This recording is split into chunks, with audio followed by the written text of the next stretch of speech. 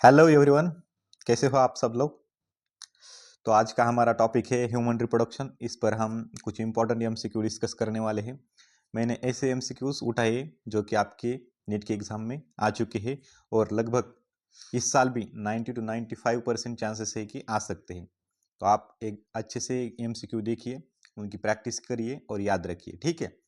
तो चलो हम चलते हैं हमारे क्वेश्चंस की तरफ। Question number first. Sertoli cells are regulated by the pituitary hormone known as option 1 FSH, option 2 GS, option 3 prolactin, option 4 LH। तो बहुत ही आसान सा क्वेश्चन है, तो इसका आंसर क्या हो जाएगा? Sertoli cells are regulated by the pituitary hormones known as FSH। तो सर्टोली सेल्स को एफएसएच हार्मोन मतलब फॉलिकुलर स्टिमुलेटिंग हार्मोन, ये सर्टोली सेल्स को स्टिमुलेट करता है। और सर्टोली सेल्स क्या करती है? जो हमारी मेल जर्म सेल्स होती है स्पर्मेटोगोनिया, उसको क्या करती है? न्यूट्रिशन प्रोवाइड करने का काम करती है। तो आपके लिए इंपॉर्टेंट है। और दूसरा क्या है? एलएच है। एलएच जो हार्मोन होता है वो ल्यूटिनाइजिंग सेल को स्टिमुलेट करता है, और ल्यूटिनाइजिंग सेल्स जो होती है वो बनाती है टेस्टोस्टेरोन, जो कि स्पर्मेटोजेनेसिस को रेगुलेट करने का काम करती है। तो ये बहुत ही इंपॉर्टेंट पॉइंट है, आप अच्छे से याद रखिए। तो चलो बढ़ते हैं हम नेक्स्ट क्वेश्चन की तरफ। Question number second. Withdrawal of which of the following hormones is the immediate cause of menstruation. मतलब कौन सा हार्मोन विड्रॉ करने से, निकालने से इमीडिएट क्या हो जाती है? मेंस्ट्रुएशन हो जाती है, मेंस्ट्रुअल ब्लीडिंग हो जाती है। तो ये भी बहुत ही आसान सा और बहुत ही इंपॉर्टेंट क्वेश्चन है, फ्रीक्वेंटली पूछा जाता है, ठीक है। तो option number 1 progesterone, option number 2 GH, option 3 prolactin, option 4 LH. तो इसका आंसर क्या हो जाएगा सही? Option number first progesterone. Withdrawal of progesterone result in immediate cause, immediately क्या हो जाती है? मेंस्ट्रुएशन हो जाती है। तो इसी के कारण हम प्रोजेस्टेरॉन को बोलते हैं प्रेगनेंसी मेंटेनिंग हार्मोन, ठीक है। तो आप अच्छे से याद रखिए।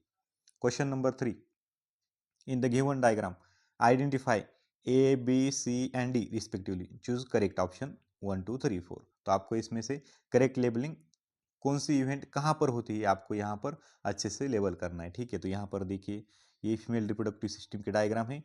यहाँ पर ये फॉलोपियन ट्यूब पर ए बी और ए सी एंड डी, ये पार्ट्स आपको यहाँ पर फीमेल रिप्रोडक्टिव सिस्टम में दिए हुए हैं। तो आपको ये मैच करनी है सिंपली। देखिए अब ए जो पॉइंट है, ए क्या है? एम्पुला। एम्पुला में क्या होता है? फर्टिलाइजेशन होता है सिंपली। तो चेक करिए, देखिए ऑप्शन 1 में भी दिया है और ऑप्शन 3 में दिया है। ऑप्शन 1 ऑप्शन 3, मतलब ए और ए, ये दो तो क्या हो गई? कैंसिल हो गए। अब देखिए बी नंबर का ऑप्शन। अब ए में फर्टिलाइजेशन हो गया तो उसके बाद क्या होता है? उसके अंदर जो जाइगोट बनता है, उस जाइगोट में माइटोसिस शुरू होता है, मतलब क्लीवेज होती है। तो इसी को हम बोलते हैं माइटोसिस। तो यहाँ पर देखिए ऑप्शन नंबर फर्स्ट में दिया है माइटोसिस, लेकिन ऑप्शन नंबर 4 में इम्प्लांटेशन दिया है। तो ये क्या है? गलत है। थर्ड नंबर पे देखिए इम्प्लांटेशन दिया है, तो ये क्या है? गलत है। तो यही से हमारा आंसर आ गया है ऑप्शन नंबर फर्स्ट। फिर भी हम आगे का चेक कर लेते हैं। अब देखिए सी क्या है? यूटेराइन पार्ट है, उसमें क्या हो जाता है? इम्प्लांटेशन होगा, हो जाता है। और डी नंबर का क्या है? यूटेरस है। तो हमारा ये आसान सा क्वेश्चन था, डायग्राम के बेसिस पे क्वेश्चन था। आपको ऐसे क्वेश्चन सॉल्व होने चाहिए, ठीक है। Which part of ovary in mammals act as endocrine gland after ovulation. मतलब ओहुलेशन के बाद कौन सा ओवरी का पार्ट एंडोक्राइन ग्लैंड की तरह एक्ट करता है? एंडोक्राइन ग्लैंड मतलब क्या? जो भी पार्ट हार्मोन सिक्रेट करता है उसे हम क्या बोलते हैं? एंडोक्राइन ग्लैंड, फिर उसे या फिर टिश्यू। तो देखिए option number first vitelline membrane, option second Graafian follicle, option 3 stroma, option 4 germinal epithelium. तो आसान सा और बहुत ही इंपॉर्टेंट क्वेश्चन है, फ्रीक्वेंटली पूछा जाता क्वेश्चन है। तो आपको अच्छे से याद रखना है। और पहले तो आप सॉल्व करिए, नहीं आया तो आपको अच्छे से याद रखना है इस क्वेश्चन को। देखिए आफ्टर ओवुलेशन, अब यहाँ पर इसका आंसर क्या हो जाएगा, मैं पहले आपको बता देता हूँ। तो इसका आंसर है ग्राफियन फॉलिकल। ग्राफियन फॉलिकल एक मैच्योर फॉलिकल होती है। Graafian follicle on 14th day of menstrual cycle क्या हो जाती है? रप्चर हो जाती है। उसके बाद उससे क्या ओवा रिलीज होता है, उसी को हम बोलते हैं ओहुलेशन। अभी ओहुलेशन हो गया ना, जो रप्चर्ड पार्ट होता है ग्राफियन फॉलिकल का, उससे बनता है कार्पस ल्यूटियम। और ये corpus luteum up to the 3 month hormone secrete करता है प्रोजेस्टेरॉन। और ये प्रोजेस्टेरॉन प्रेगनेंसी को मेंटेन करता है, मतलब ये एंडोमेट्रियम की लाइनिंग को ही मेंटेन करने का काम करता है। इसी के कारण हम इसे बोलते हैं प्रेगनेंसी मेंटेनिंग हार्मोन, ठीक है। तो इंपॉर्टेंट क्वेश्चन था। चलिए आगे बढ़ते हैं। Question number 5। The correct sequence of spermatogenetic stages leading to the formation of sperm in mature human testes। तो यहाँ पर देखिए स्पर्मेटोजेनेसिस मतलब क्या होता है? स्पर्मेटोजेनेसिस मतलब फॉर्मेशन ऑफ स्पर्मेटोजोआ।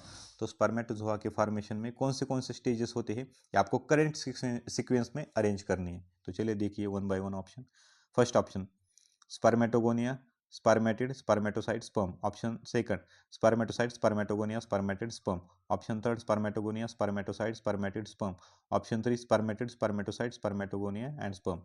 तो सिंपल सी सीक्वेंस होती है। तो पहले क्या होता है, स्पर्मेटोगोनिया होती है। देखिए आप यहाँ पर मैच कर लीजिए, यहाँ पर है स्पर्मेटोगोनिया और डायरेक्टली यहाँ पर मतलब ऑप्शन नंबर सेकंड और 4 नंबर के क्या हो गए, कैंसिल हो गए। तो अभी इसके बाद स्पर्मेटोगोनिया से क्या बनती है, स्पर्मेटोसाइट बनती है, primary spermatocyte and secondary spermatocyte.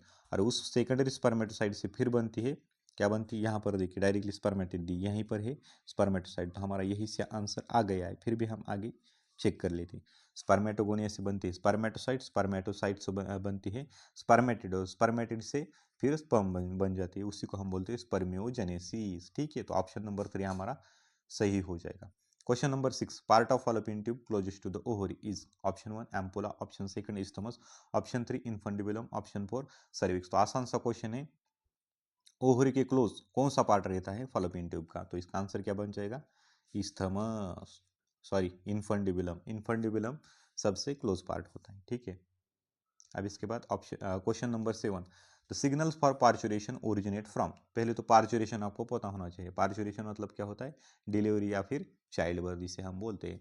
तो पार्चुरेशन के लिए सिग्नल्स कहाँ से आता है, एक तो होता है फुल्ली डेवलप्ड फीटस और दूसरा होता है प्लासेंटा। तो इसका आंसर क्या बन जाएगा, fully developed foetus as well as placenta. तो ऑप्शन नंबर 3 हमारा सही हो जाएगा। Question number 8। Which which is the figure, sorry what is the figure given below showing in particular. मतलब जो हमें फिगर दी गई है वो फिगर क्या शो कर रही है आपको बताना है। तो यहाँ पर देखिए दोनों साइड, दोनों साइड में क्या है, ओवरी है। उसके बाद क्या है, Fallopian tube. Fallopian tube cut and tight कर दिए। मतलब कट एंड टाइट कब की जाती है, सिंपल सा आंसर है ट्यूबक्टोमी। तो ट्यूबक्टोमी क्या होता है, एक सर्जिकल प्रोसीजर होती है। तो इसका आंसर हो जाएगा option number first tubectomy. Question number 9. Testes in the humans are situated outside the abdominal cavity inside the pouch called scrotum. The purpose served is for। जो टेस्टिस होते हैं एब्डोमेन के बाहर होते हैं, एक कैविटी के एब्डोमिनल कैविटी के बाहर होते हैं, एक पाउच के अंदर, उसे हम बोलते हैं स्क्रोटम। तो ऐसा क्यों होता है एब्डोमेन के, जबकि ओवरी तो एब्डोमेन के अंदर प्रेजेंट होती है फीमेल के अंदर, लेकिन टेस्टिस कहाँ है, एब्डोमेन के बाहर है, एक पाउच के अंदर, उसे हम बोलते हैं स्क्रोटम। तो ऐसा क्यों है, टेस्टिस क्यों बाहर है एब्डोमिनल कैविटी के, इसका रीजन आपको बताना है। ठीक है, तो देखिए option 1 maintaining the scrotal temperature lower than the internal body temperature. Option second escaping any possible compression by the visual organs. Option 3 providing more space for growth of epididymis. Option 4 providing secondary sexual features for exhibiting the male sex. तो इसका simple सा answer है, देखिए maintaining the scrotal temperature lower than the internal body temperature. जो scrotum में क्या होता है, 2 डिग्री सेल्सियस टेम्परेचर कम होता है बॉडी टेम्परेचर से, जो कि स्पर्मेटोजेनेसिस के लिए रिक्वायर्ड होता है। इसी के कारण ये टेस्टिस कहाँ पर सिचुएटेड होती है, स्क्रॉटम में सिचुएटेड होते हैं। ठीक है, question number 10। If for some reason, तो वैसा इफरेंस, यहाँ पर देखिए ये वैसा की स्पेलिंग यहाँ पर गलत है, VA ये सही होना चाहिए, vasa efferentia in human reproductive system get blocked. Vasa efferentia क्या हो गई, ब्लॉक हो चुकी है। तो gamete will not transported from, अब वैसा इफरेंसिया क्या हो गई है, ब्लॉक हो गई है। मतलब यहाँ से गैमेट इधर जाएगा ही नहीं, मतलब स्पर्म इधर से इधर जाएगा नहीं। तो ये यहाँ पर ब्लॉक हो गई। तो कहाँ से कहाँ तक स्पर्म का ट्रांसपोर्ट नहीं होगा, यही आपको बताना है। तो वैसा इफरेंसिया कहाँ पर होती है, टेस्टिस के अंदर होती है। वैसा इफरेंसिया एपिडिडिमिस के अंदर ओपन होती है। तो देखिए यहाँ पर गैमेट कहाँ से ट्रांसफर नहीं होगा, टेस्टिस टू एपिडिडिमिस नहीं होगा। तो पहला ऑप्शन हमारा सही हो जाएगा।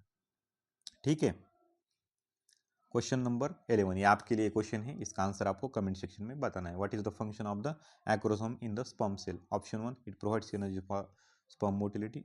Option B it contains enzymes that penetrate the egg's outer layer. Option C regulate hormonal secretion in males. Option D it protect the sperm cells from acidic environment. तो बहुत ही इंपॉर्टेंट और आसान सा क्वेश्चन है, फ्रीक्वेंटली पूछा जाता है भी क्वेश्चन। तो इसका आंसर आपके लिए मैंने रखा है, आपको ये क्या करना है, कमेंट सेक्शन में बताना है। ठीक है, तो आज के लिए इतना ही, मिलते हैं हम ऐसे ही नेक्स्ट वीडियो में कुछ इंपॉर्टेंट एमसीक्यू के साथ। तब तक के लिए थैंक यू।